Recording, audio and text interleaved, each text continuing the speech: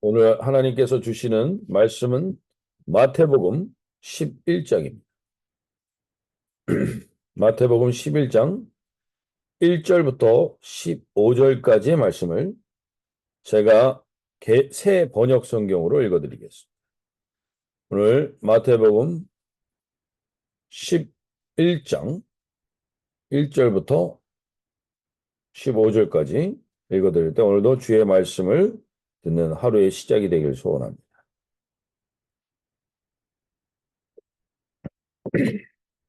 예수께서 12제자에게 지시하시기를 마치고 거기에서 떠나셔서 유대 사람의 여러 고을에서 가르치며 복음을 전하셨다. 그런데 요한은 그리스도께서 하신 일들을 감옥에서 전해 듣고 자기의 제자들을 예수께 보내어 물어보게 하였다. 오실 그분이 당신이십니까? 그렇지 않으면 우리가 다른 분을 기다려야 합니까? 예수께서 그들에게 대답하셨다. 가서 너희가 듣고 본 것을 요한에게 알려라. 눈먼 사람이 보고 다리 저는 사람이 걸으며 나병 환자가 깨끗하게 되며 듣지 못하는 사람이 들으며 죽은 사람이 살아나며 가난한 사람들에게 복음을 듣는다 하여라. 나에게 걸려 넘어지지 않는 사람은 복이 있다. 이들이 떠나갈 때 예수께서 무리에게 요한을 두고 말씀하셨다. 너희는 무엇을 보러 강해에 나갔더냐? 바람에 흔들리는 갈대냐? 아니면 무엇을 보러 나갔더냐? 화려한 옷을 입은 사람이냐? 화려한 옷을 입은 사람은 왕궁에 있다. 아니면 무엇을 보러 나갔더냐? 예언자를 보려고 나갔더냐? 그렇다. 내가 너에게 말한다. 그렇다. 그는 예언자보다 더 훌륭한 사람이다. 이 사람을 두고 성경에 기록하기를 보아라 내가 내 심부름꾼을 너보다 앞서 보낸다. 그가 내 앞에서 내 길을 닦을 것이다. 내가 진정으로 너에게 말한다. 여자가 낳은 사람 중에서 세례자 요한보다 더 큰 인물은 없었다. 그런데 하늘나라에서는 아무리 작은 이라도 요한보다 더 크다. 세례자 요한 때부터 지금까지 하늘나라는 힘을 떨치고 있다. 그리고 힘을 쓰는 사람들이 그것을 차지한다. 모든 예언자와 율법서는 요한에 이르기까지 하늘나라가 올 것을 예언하였다. 너희가 그 예언을 기꺼이 받아들이려고 하면 요한 바로 그 사람이 오기로 되어 있는 엘리야이다. 들을 귀가 있는 사람은 들으라. 네, 오늘 우리가 읽은 본문은 우리가 익히 알기도 하지만 때로는 우리가 의심이 들 때가 있는 말씀이기도 합니다. 세례 요한도 지금 세례 요한은 감옥에 갇혀 있게 됐는데 감옥에 갇혀 있게 된 배경은 그 당시 때 왕이었던 헤롯 왕이 자기 동생의 아내를 취하고 그로 인하여 쾌락과 음란의 삶을 살아가는 부도덕하고 정의롭지 못한 일을 행한 것을 세례 요한이 고발하고 세례 요한이 그것을 심판하며 이야기하자 결국 세례 요한이 그 아내가 된 헤롯의 아내가 된 여인의 계략에 의하여 결국 옥에 갇히게 됩니다. 그리고 나중에는 결국 그곳에서 목이 잘려 죽게 됩니다. 근데 세례 요한이 지금 자기의 정체성이 명확했던 사람입니다.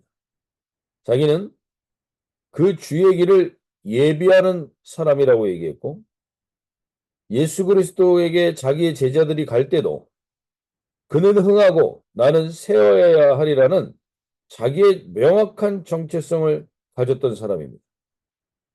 그 사람이 오늘 그 주님을 증거하고 메시아를 증거하는 분명한 사명을 감당하고 있는데 그러다가 옥에 갇혔고 옥에 갇힌 것까지도 그는 달게 받아들였습니다. 그런데 그 이후에 자기가 증거했고 증언했던 그 메시아가 자기의 형편을 살펴보거나 자기에게 위로를 주거나 옥에 갇혀 있는 자기를 찾아와 주거나 아니면 무언가가 있을 줄 알아도 그분을 통하여서 헤롯이 심판을 받거나 무언가 기대하는 것이 있었는데 그것과 다른 소문이 들립니다. 이게 이번 주일에 저희가 나누었던 말씀과 동일한 말씀. 11장 19절에 이런 소문이 들립니다. 인자는 와서 먹고 마시며 말하기를 보라 먹기를 탐하고 포도주를 즐기는 사람이요 세리와 죄인의 친구로다니 지혜는 그 행한 일로 인하여 옳다함을 얻는다. 오늘 이런 소문이 들리는 겁니다. 세례 요한에게 먹고 마시고 즐기고 세리와 죄인들의 친구로 지낸다. 내가 이분을 증거하며 이렇게 살아왔던 내 인생에 대한 자신의 기대와는 다른 결과 때문에 그는 의심에 빠지게 됩니다. 그리고 오늘 3절에 예수께서 여쭤 요한이 옥에서 그리스도께서 하신 일을 듣고 제자들을 보내요.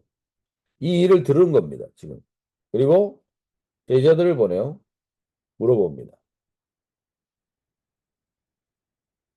4절에서 3절에서 예수께 여짜오되 오실 그이가 당신이 오니까 우리가 다른 일을 기다리오니까.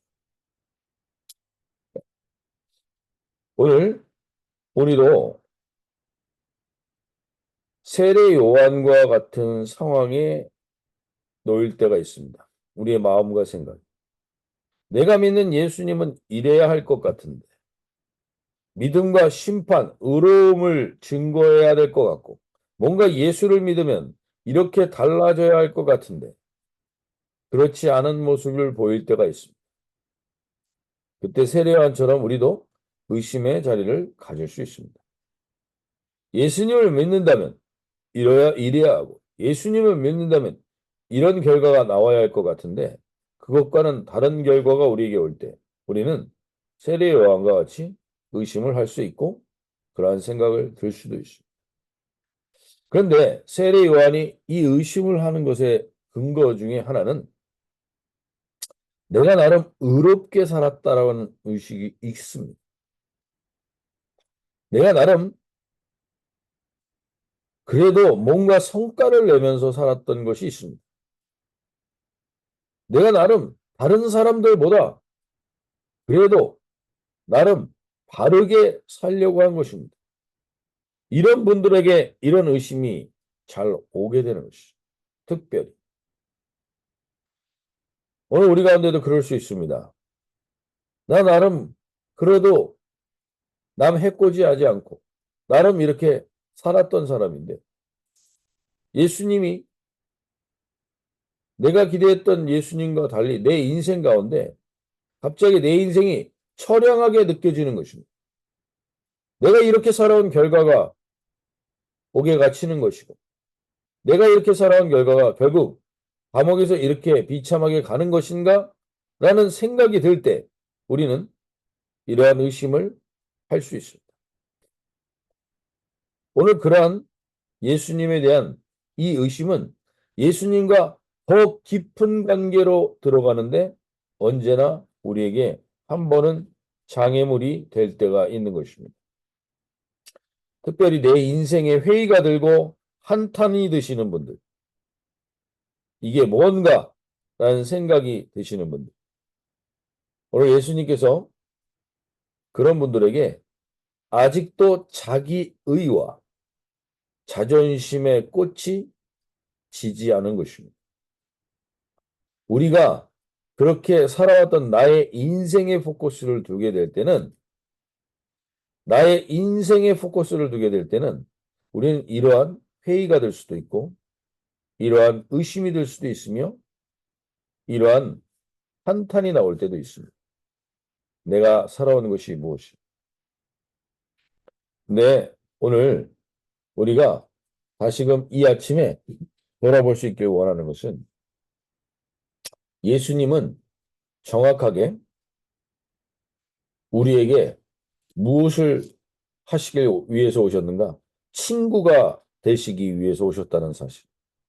심판의 주 이전에 우리는 심판의 주요, 정의의 하나님이요, 무언가 세상을 뒤집어줄 일을 기대하는데 그것 이전에 예수님은 먼저 친구가 되어주시기 위해서 오셨어요. 그것이 어떠한 사람들의 친구인가? 5절에서 예수님이 말씀하십니다. 예수께서 4절 5절에서 예수께서 대답하여 이르시되 너희는 가서 듣고 보는 것을 요한에게 알리되 맹인이 보며 못 걷는 사람이 걸으며 나병한 자가 깨끗함을 받으며 못 듣는 자가 들으며 죽은 자가 살아나며 가난한 자에게 복음이 전파된다. 나는 심판의 주요, 세상을 뒤집어 엎는 권세가 있는 하나님이지만 그 심판과 권세 이전에 나는 회복의 하나님, 치유의 하나님이요. 그리고 모든 사람들에게 진정한 친구가 되어주는 예수님임을 먼저 이야기해 주십니다. 맹인이 보며 나병한 자가 깨끗함을 받으며 죽은 자가 살아나며 가난한 자에게 복음을. 예수님은 언제나 회복이 먼저입니다. 심판과 정죄가 먼저가 아니라 회복과 아주 가난하고 연약한 자들을 회복시키는 겁니다. 그런데 예수님이 맹인이 보며 못 걷는 사람이 들으며 나병한 자가 깨끗함을 받게 하는 이 모든 것들, 가난한 자에게 복음이 전파된다는 이 모든 것들은 예수님이 먼저 하신 것이 아니라 이사야서에 이미 먼저 예언이 되어 있습니다. 언제나 우리가 여기서 다시 한번 꼭 돌아보셔야 될 게 우리의 믿음의 기준이 뭡니까? 내 생각입니까? 우리의 믿음의 기준이 나의 의입니까? 그러면 그 믿음은 언제나 의심이 들고 회의가 들 날이 옵니다. 내가 그 믿음의 기준이 나의 생각과 나의 기준이면 언제나 그 회심과 그 의심과 그 회의에 들 때가 오는 겁니다. 근데 예수님은 정확하게 말합니다. 예수님은 자기의 뜻을 행하기 위해서 오시지 않았습니다. 자기의 의를 드러내기 위해서 오신 게 아닙니다. 말씀을 이루시기 위해서 오셨습니다. 그래서 우리의 믿음의 기준은 늘 말씀이어야 합니다. 그래서 말씀대로 예수님은 그 일을 이루십니다. 오늘 우리가 이 아침에 우리가 붙들고 있는 이 복음이 무엇인지를 다시 한번 돌아볼 수 있길 바랍니다. 오늘 예수님은 우리에게 말씀하십니다.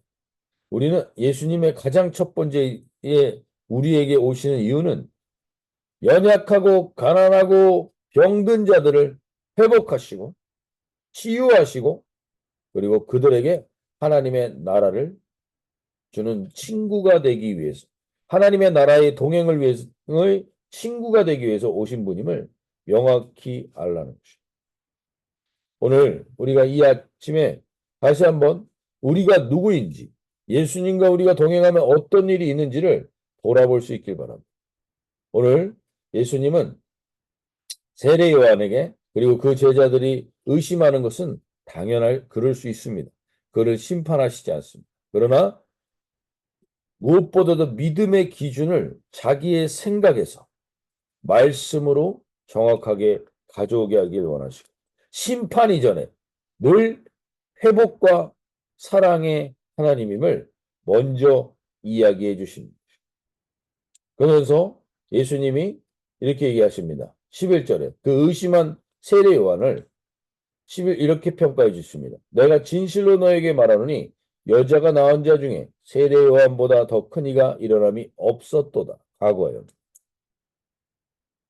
지금 이 세례 요한이 있기 전까지 얼마나 많은 사람들이 있었으며 얼마나 많은 왕이 있었으며 얼마나 위대한 사람들이 있었으며 이 당시 때 얼마나 많이 대단한 사람들이 있었습니까? 그런데 알렉산더부터 해서 유명한 사람들 다 있었는데 오늘 예수님은 정확하게 얘기해 줍니다. 여자가 낳은 자 중에 세례 요한보다 큰 사람이 없다고 말합니다. 왜?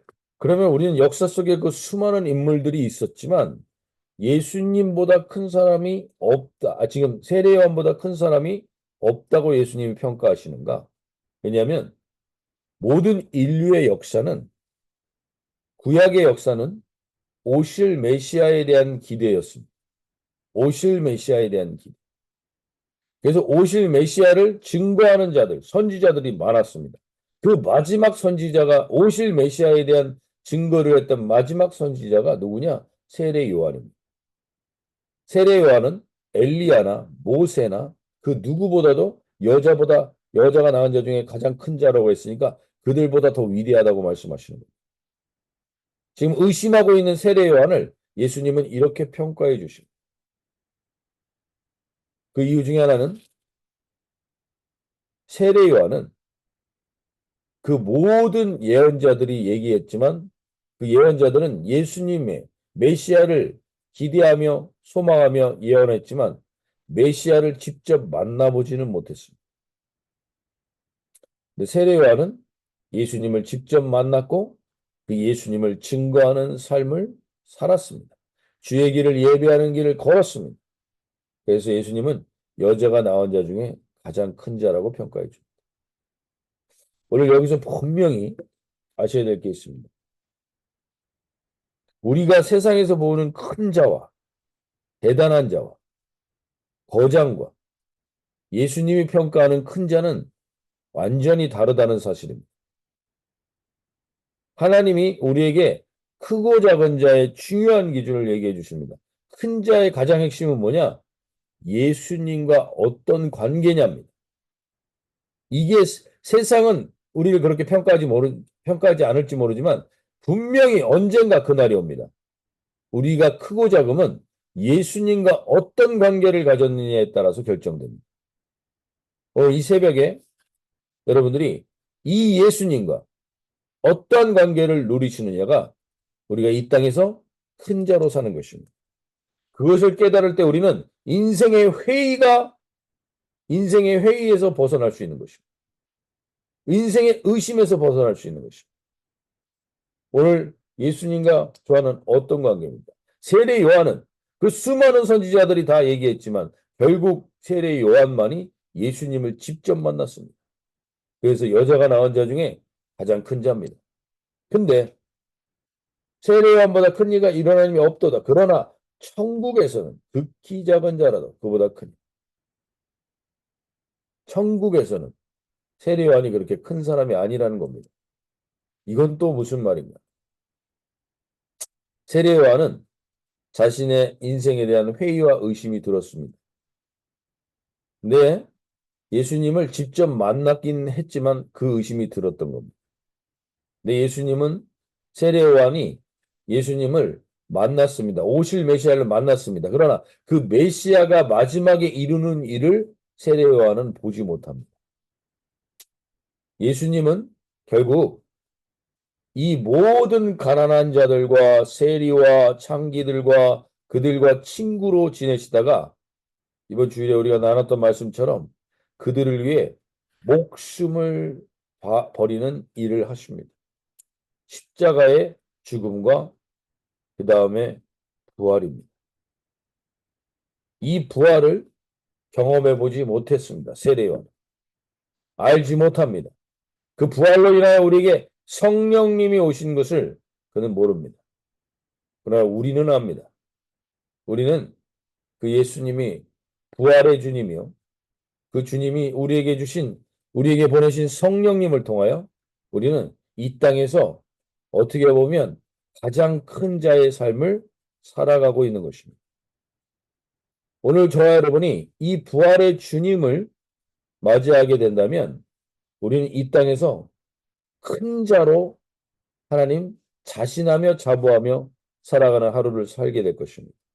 세례요한은 지금 옥에 갇힌 자기의 신세와 자기를 돌아보지 않는 그 인생에 대해서 한탄하는 부분이 있습니다. 회의가 되는 부분이 있습니다. 의심을 하는 부분이 있습니다.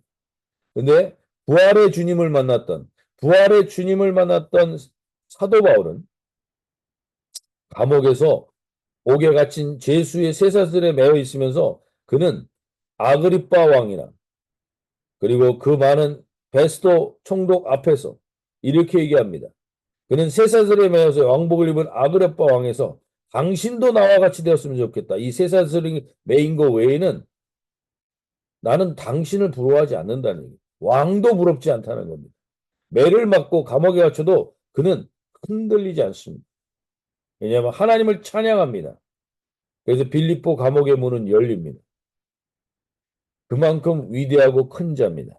그게 바로 사도 바울이 그 부활의 주님을 누렸던 삶이고 우리도 주님은 그 삶을 위하여 우리를 초대하신 겁니다. 오늘 분명히 아십시오. 오늘 우리가 누구인지. 오늘 사도 바울만 특별한 게 아닙니다. 사도 바울이 특별했던 것은 부활의 주님을 만났기 때문입니다. 우리에게 동일하게 부활의 주님은 오늘도 우리와 동행하시길 원합니다. 오늘 우리가 불렀던 찬양처럼 내 영혼이 평안한 삶을, 겁없는 삶을, 사탄 마귀를 누르는 삶을 살아가는 이 큰 자의 삶을 살아가는 오늘 이 하루가 되시길 바랍니다. 분명히 아시길 바랍니다. 내 형편으로 내가 평가되지 않습니다. 내가 그 주님과 부활의 주님과 어떠한 관계를 누렸는가로 우리는 결국에는 주님께 평가될 날이 옵니다. 오늘 그러한 큰 자의 삶을 살아가시는 이 하루가 되시기를 바랍니다. 자, 이렇게 기도하시며 나가실 때 주님 우리 가운데 그 은혜를 허락하시고 하나님 내가 이러한 큰 자로 주님과 그러한 깊은 관계를 누리는 이 하루가 되게 하여 주시옵소서 고백하며 나가겠습니다.